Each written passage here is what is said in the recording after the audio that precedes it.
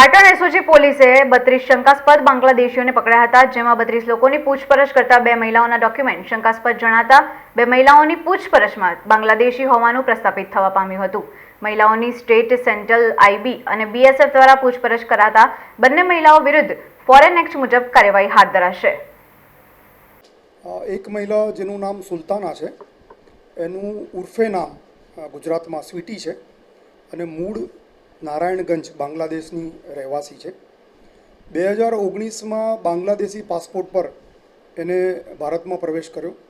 હૈદરાબાદ, અમદાવાદ અને જૂનાગઢ જેવી અલગ અલગ જગ્યાઓએ એને કામના ભાગરૂપે ત્યાં રહેલી છે અને કોરોના સમયે 2020માં એ કોલકાતા થઈ અને ઢાકા પરત ગયેલ। 2022માં ફરીથી એણે ગેરકાયદેસર રીતે બાંગ્લાદેશની બોર્ડર ક્રોસ કરી અને કોલકાતા આવેલી અને કોલકાતાથી અમદાવાદ, જૂનાગઢ અને પાટણમાં વિવિધ કામ અર્થે આવેલી, જેને પોલીસે શકના આધારે બોલાવીને પૂછપરછ કરતા એની પાસેથી આધાર કાર્ડ મળેલું છે, જે સુરતમાં એણે બનાવેલું છે। એ સિવાય એનું પાન કાર્ડ પણ મળેલું છે અને ગુજરાતમાં એક જૂનાગઢ અને સુરતમાં એણે 2 વાર લગ્નો કરેલા છે અને એનું સુરત મહાનગરપાલિકામાં લગ્ન નોંધણીનું પ્રમાણપત્ર પણ અમને મળ્યું છે। એ સિવાય એણે 3 એફિડેવિટ કરી છે, લગ્ન અંગેની, ડાયવોર્સ અંગેની, એ પ્રકારની 3 એફિડેવિટ પણ અમને એની પાસેથી મળી છે। એના મૂળ આમ તો બાંગ્લાદેશમાં પણ લગ્ન થયેલા છે અને ત્યાં એના 4 સંતાનો પણ છે। શકમંદને લઈ આવ્યા પછી એની જે પૂછપરછ કરી તો એના મોબાઈલમાંથી બાંગ્લાદેશના મોબાઈલ નંબરો મળ્યા છે, જેને એની સાથે વારંવાર વાત થયેલી છે।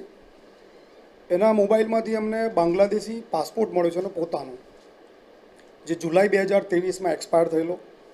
એનું નેશનલ આઈડી કાર્ડ બાંગ્લાદેશનું મળ્યું છે। એ સિવાય એના મધરના અને ફાધરના પણ બાંગ્લાદેશી આઈ કાર્ડ એમાંથી અમને મળ્યા છે।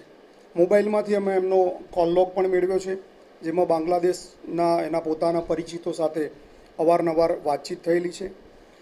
ફોનપે મારફતે એ પોતાના જે પૈસા છે, જે રકમ કમાય છે, એ કોલકાતામાં એને ટ્રાન્સફર કરી છે અને કોલકાતાથી એના પરિવાર સુધી આ પૈસા પહોંચતા હતા।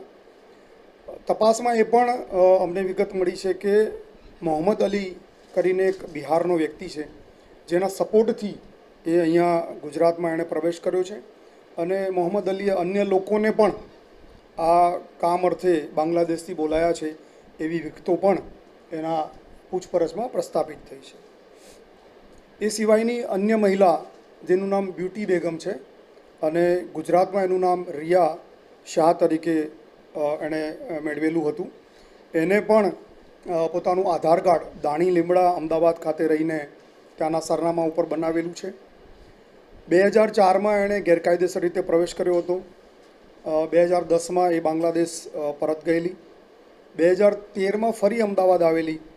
2022માં ફરી એણે બાંગ્લાદેશ પરત ગયેલી અને ફરી 2022માં એણે ભારતમાં ગેરકાયદેસર રીતે પ્રવેશ કરેલો। એની આવવા પાછળનું કારણ હતું અહીંયા રોજગારી માટે અને બીજા કામો માટે। એક અન્ય છોકરી હતી એની સાથે, જોશના કરીને, એની સાથે આ લોકો ગેરકાયદેસર રીતે પ્રવેશ કરેલા। મૂળ ખુલના કરીને તાલુકો જિલ્લો છે, ત્યાંની એ વતની છે। એની પાસેથી અમને એનું એક આધાર કાર્ડ મળ્યું છે અને એની પૂછપરછ કરતાં મોબાઈલમાંથી એના જે કોલ લોગ છે એમાં બાંગ્લાદેશના એમના પરિચિતો સાથે અવારનવાર એણે વાતચીત કરેલાનું મળી આવ્યું છે। એ સિવાય એનું બાંગ્લાદેશનું જન્મનું પ્રમાણપત્ર અમને મળ્યું છે।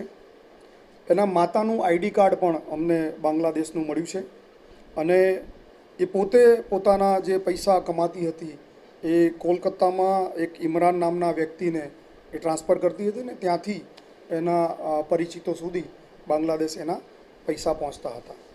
આ બંનેની તપાસ થયા પછી, પ્રસ્થાપિત થયા પછી એના રેસ્ટ્રિક્શન ઓર્ડર પાસ કરવામાં આવેલા છે અને આજે વિવિધ એજન્સીઓ દ્વારા એમની ડિટેલ પૂછપરછ પણ કરવામાં આવેલી છે।